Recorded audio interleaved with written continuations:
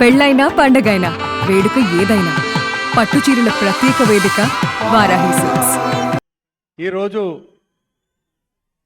దేశవ్యాప్తంగా చిరంజీవి గారి పుట్టినరోజు పండగ జరుపుకుంటున్నటువంటి మెగా ఫ్యాన్స్, మెగా కుటుంబ సభ్యులు, పవన్ కళ్యాణ్ గారి భక్తులు, అదేవిధంగా వీర మహిళలకు, నా అక్క చెల్లెళ్ళకు అందరు కూడా పేరు పేరున ఉదయపూర్వ నమస్కారం.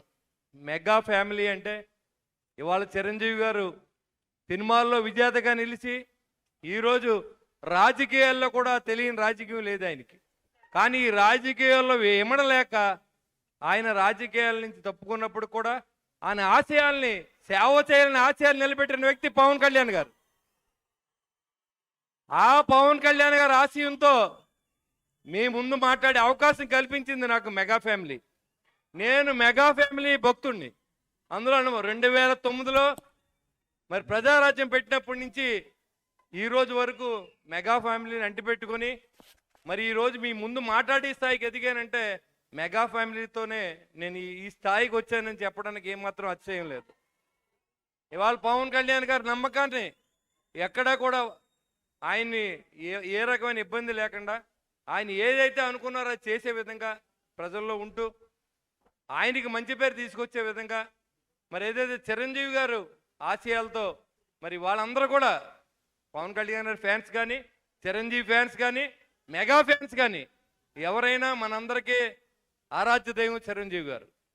ఆయన తర్వాత దేవుడు ఉంటే పవన్ కళ్యాణ్ గారు. ఇవాళ చాలామంది సినిమా హీరోలు పుడతారు, చాలామంది సినిమా హీరోలుగా ఉంటారు. అయినప్పుడు కూడా ఫ్యాన్స్ని మీరు ఎక్కడ డబ్బు ఖర్చు పెట్టకండి, సేవ చేయమని చెప్పి మరి అందరినీ కూడా మరి బ్లడ్ బ్యాంక్ కానీ, రక్తదానం కానీ, అవయవదానం కానీ చేయమని ప్రోత్సహించిన ఏకైక హీరో చిరంజీవి గారు. ఎందుకంటే యువత ఎంతసేపు మీరు బ్యానర్లు కట్టండి, పూలు చల్లండి అనే నాయకులు మనం చూసాం. కానీ ప్రాణాలు నిలబెట్టండి, రక్తదానం చేయండి, నేత్రదానం చేయండి అనే వ్యక్తి చిరంజీవి గారు. అందుకని మనం ఆయన ముందు శిరస్సు వంచి నమస్కారం చేయాలి. ఆయన కరోనా సమయంలో కోటీశ్వర్లు ఉన్నారు, కానీ ఎవరు బయటికి రాలేదు. ఒక్క చిరంజీవి గారు మాత్రం ఆయన స్వామినాయుడు గారిని మరి ఆయన ఒక ఆంజనేయ స్వామి అంటాడు స్వామినాయుడు గారు. ఆ రోజు నుంచి ఒకే మాట ఒకే పాట, అది మెగా ఫ్యామిలీ చిరంజీవి గారు. అంతే, ఆయనకి ఇంకేమీ తెలియదు. ఆయన అందరినీ కలుపుకుని అందరికీ ఆక్సిజన్ సిలిండర్లు ఇచ్చి కోట్లాది రూపాయలు ఖర్చు పెట్టిన వ్యక్తి చిరంజీవి గారు. మరి డబ్బు ఉంటుంది చాలామందికి, కానీ మనసు ఉండదు. రెండూ ఉన్న వ్యక్తి పవన్ కళ్యాణ్ గారు, చిరంజీవి గారు కూడా. ఎందుకంటే చాలామంది హీరోలు యాక్షన్ చేస్తారు, 100 కోట్లు వస్తాయి, అది దాచుకుంటారు తప్ప, ఆస్తులు కొనుక్కుంటారు తప్ప పవన్ కళ్యాణ్ గారు దానం చేసి సీనియర్ నాయకుడు ఎవరో లేరని కూడా తెలియజేస్తా ఉన్నా.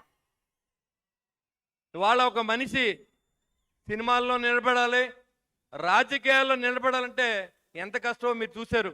2009లో ప్రస్థానం, ప్రజారాజ్యం, దాన్ని నిలబెట్టుకుంటూ 2021లో 2025, 24లో మరి ఉప ముఖ్యమంత్రిగా మరి ఆ స్థాయికి ఎదిగారంటే చిరంజీవి గారి యొక్క ఆశీస్సులతో. మరి పవన్ కళ్యాణ్ గారు డిప్యూటీ సీఎం అయ్యి 21, 28 గెలిచి మీ అందరి సహకారంతో ఇవాళ మీ అందరూ ఉన్నారు కాబట్టే ఈ మెగా ఫ్యామిలీకి ఆశీస్సులు, రక్షగా కూడా మిగులుతూ ఉంది. చాలామంది ఫ్యాన్స్ ఉంటారు, చాలా పార్టీలు ఉంటాయి, కానీ ఒక్క మెగా ఫ్యాన్స్ మాత్రమే అలాగ ఉంటారు, ఏ పార్టీలోకి వెళ్ళరు. చిరంజీవి గారు, పవన్ కళ్యాణ్ గారు ఏం చెప్తే అది చేసేది ఒక్క పవన్ కళ్యాణ్ గారు ఫ్యాన్స్ మాత్రమే. దాంట్లో ఏమాత్రం అతిశయం లేదు.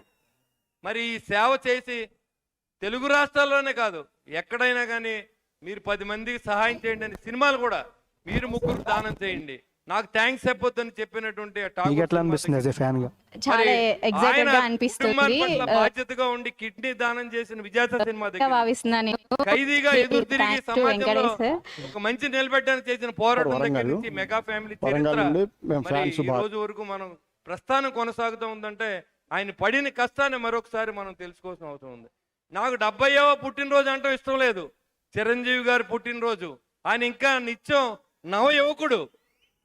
అలాంటి మహానుభావుని పుట్టినరోజుకి మీ ముందు మాట్లాడే అవకాశం కల్పించిన మెగా ఫ్యాన్స్కి, స్వామినాయుడు గారికి, మరి అందరికి కూడా పేరు పేరున శిరస్సు ఉంచి నమస్కారం తెలియజేసుకుంటూ చిరంజీవి గారి 100వ పుట్టినరోజుకి నేను బతుకుంటే ఖచ్చితంగా మీతో పాటు పార్టిసిపేట్ చేస్తానని చెప్పి తెలియజేసుకుంటూ సెలవు తీసుకుని జై హింద్.